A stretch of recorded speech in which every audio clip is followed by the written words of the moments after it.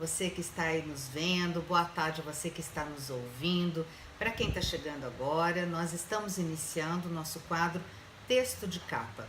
Nós estamos aqui no programa Viva a Vida com a doutora Virgínia Machado, é da Rádio Difusora de Comunicação, da Rede Difusora de Comunicação. Estamos no 570 AM.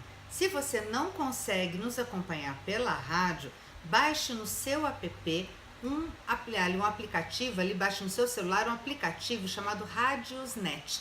Esse app você vai lá, tem aquela lupa de busca, você busca lá Difusora 570 e você vai poder nos acompanhar também ouvindo. E se você quer só nos ver, você pode acompanhar pelas redes sociais, que é Advogada Explica Doutora Virgínia Machado no Facebook. Então, Facebook / Advogada Explica Doutora Virgínia Machado, ou então no nosso canal do YouTube, Advogada Explica. E temos também o nosso Instagram. Nós estamos colocando o nosso Instagram aqui, recentemente a gente resolveu indicar o Instagram para vocês seguirem também, porque tem lá algumas dicas bem legais, que é @vimachado33, tá bom? Então, temos aí vários canais de comunicação, além do site advogadaexplica.com.br. Então, olha, digital aqui é tudo, né? Estamos em plena digitalização. Vamos lá. Quero conversar com vocês aqui sobre essa decisão que eu comentei, onde no Tribunal de Justiça de Santa Catarina, o INSS foi dito para o INSS, numa determinada ação aqui, né, que o caso concreto eu vou comentar com vocês, que ele não pode exigir que o trabalhador se submeta à cirurgia para evitar a aposentadoria. Como é que é o caso aqui? O trabalhador, aqui nesse caso, ele é vítima, né, de um infortúnio laboral, ou seja, um acidente de trabalho. Mas é muito técnico, né, gente? O jurídico, na verdade, ele floreia o que não precisa, às vezes. Olha, infortúnio laboral, acidente de trabalho. Vamos lá. E aí, ficou reduzida a sua capacidade de trabalho, mesmo que indicada a necessidade de cirurgia para recuperação, não precisa obrigatoriamente se submeter à intervenção para obter o benefício acidentário. Com esse entendimento, a Segunda Câmara de Direito Público do Tribunal de Justiça de Santa Catarina confirmou a sentença de primeiro grau que concedeu aposentadoria por invalidez e declarou que o termo inicial do benefício, que é aposentadoria por invalidez, será o dia seguinte ao da cessação do auxílio-doença anteriormente deferido em benefício do trabalhador. Então, veja lá, qual que é a história? Vamos resumir. Ele sofreu um acidente de trabalho, então ele buscou, lógico, né? Ele ficou de auxílio-doença, com certeza, afastado das suas atividades normais, recebendo auxílio-doença.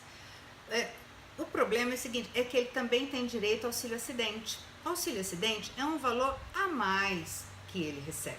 Só que pela lei atual, esse benefício do auxílio-acidente, ele não pode ser acumulado com aposentadoria.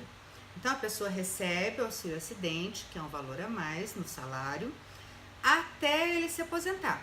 Ele se aposentando, cessa o auxílio-acidente e ele começa então a receber o benefício da aposentadoria. Nesse caso, inclusive, ele conseguiu o benefício da aposentadoria por invalidez, ok? Então nem foi aposentadoria por tempo de serviço, né, ou por idade, nada disso. Devido a essa sequela que ele ficou incapacitado permanentemente para o trabalho. Por isso, ele pôde se aposentar por invalidez. Então, ele aqui nesse caso, ele recebeu o auxílio acidente até ele se aposentar por invalidez. Muito bem. Aqui, nesse caso concreto, o INSS disse o seguinte, que se ele se submetesse a uma intervenção cirúrgica, não seria necessário ele se aposentar. Agora, será que a pessoa é obrigada a passar por uma intervenção cirúrgica só porque o INSS quer? Ou, veja bem, a intervenção cirúrgica ela é sempre um risco, sempre. E a pessoa tem o direito de não querer se arriscar. Lógico que ela pode sim fazer a cirurgia, de repente até fica bom, volta a trabalhar, porque esse benefício da aposentadoria por invalidez, ela não é definitiva. Tanto que a pessoa a cada 2 anos tem que fazer aquela perícia no INSS. Então, se a cada 2 anos fizer a perícia, numa dessas perícias ficar constatado que ele fez a cirurgia e que ele está apto ao trabalho, vai ser cassada a aposentadoria por invalidez e ele volta a trabalhar, ok? Então, nesse caso, aqui a justiça está dizendo que para ele receber a aposentadoria, ele não é obrigado a passar por essa intervenção cirúrgica que o INSS queria, ok? Nada mais justo, né, gente? Muito bem. Até fala aqui que o perito médico constatou que o trabalhador é portador de lombociatalgia. Lombociatalgia. É um termo técnico também, né? Secundária à hérnia discal lombar e que sua situação atual aponta para a incapacidade definitiva, porque mesmo que possa exercer atividades que não exijam nenhum esforço, ele poderia apresentar dificuldades em razão do quadro doloroso apresentado. Mesmo o tratamento cirúrgico, acrescentou o expert, que aqui é o perito, não garantiria o retorno do paciente à atividade laborativa, ou seja, ao trabalho. Exames e atestados médicos acostados aos autos apontam que a incapacidade laborativa iniciou em setembro de 2016. Então, a partir de então, ele tem inclusive direito de receber retroativo. Olha que legal? Então, fechando o assunto. E agora vamos partir para o próximo, que é o entendimento de que condomínios irregulares não podem executar taxas de condomínio. Isso é uma decisão do Tribunal de Justiça do Distrito Federal. Eu gosto do Tribunal de Justiça de lá, viu? Bem firme, bem justo.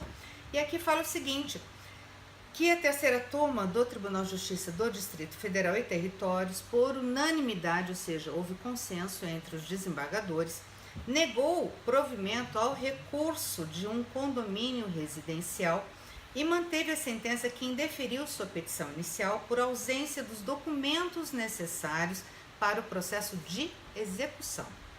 O condomínio ajuizou uma ação de execução no intuito aí de receber as parcelas em atraso de um condômino, contudo não juntou documentos que, segundo o juiz, o magistrado aqui, são imprescindíveis para o procedimento de execução.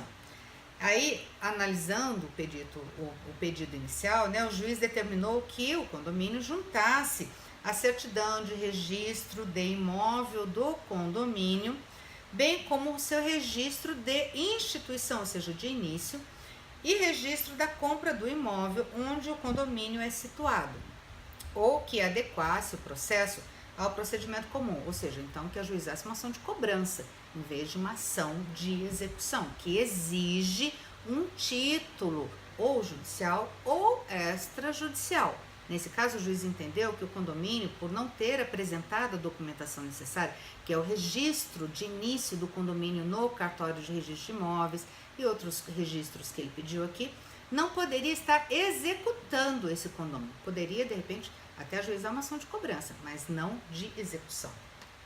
E aí, inconformado, o condomínio interpôs o recurso, mas os desembargadores entenderam que a sentença deveria ser mantida e registraram que ocorre, entre aspas, né, ocorre que o apelante, aqui o condomínio, não possui registro no cartório de registro de imóveis, razão pela qual não pode ser abarcado pelo conceito de condomínio edilício, ou seja, de condomínio aí de casas, né, pode ser vertical, pode ser horizontal, como já anteriormente ressaltado.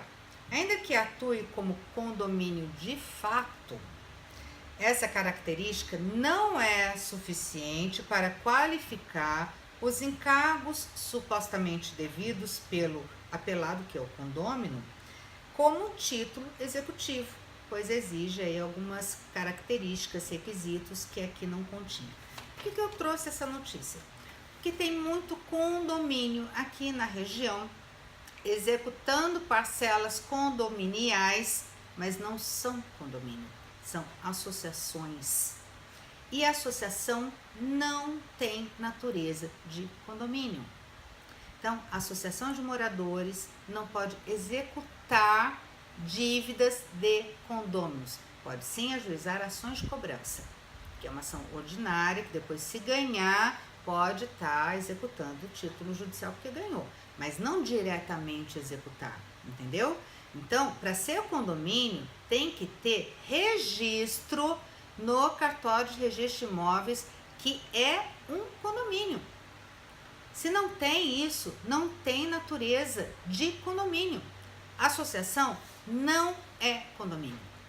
E aqui eu achei muito justa essa decisão e eu trouxe porque eu sei que aqui na região existe muito disso, tá? Então, se você está nessa situação, se você está sendo executado, né, por um condomínio de fato, ou seja, entre aspas, né, parece que é condomínio, mas não é, é só uma associação, você agora já sabe como se defender, tá bom? Essa é a nossa notícia de hoje do nosso texto de casa.